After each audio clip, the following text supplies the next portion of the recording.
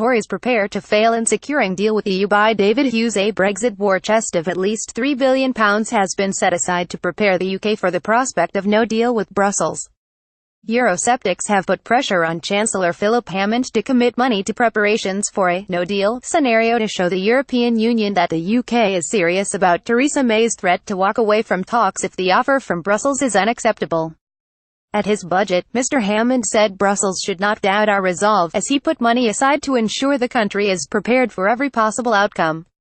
Extra investment is likely to be required in customs infrastructure and changing regulators as a result of leaving the EU, with a no-deal scenario likely to mean more spending than maintaining many current rules. The Chancellor's actions were criticized by Liberal Democrat leader Sir Vince Cable, who said the money was disappearing down a Brexit black hole. Mr. Hammond said securing progress on a trade deal would be one of the biggest boosts we can provide to businesses and families. He said almost £700 million had been invested in Brexit preparations and he was setting aside £3 billion more over the next 2 years, adding, "And I stand ready to allocate further sums if and when needed.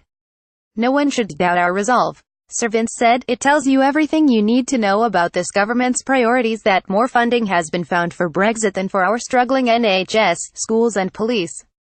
Money that could have been invested hiring thousands of teachers and police officers is instead going to pay for a Tory hard Brexit."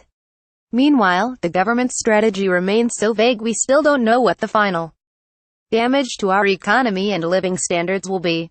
This underlines why the British people must be able to choose at the end of this process whether to accept the final deal or stay in the EU.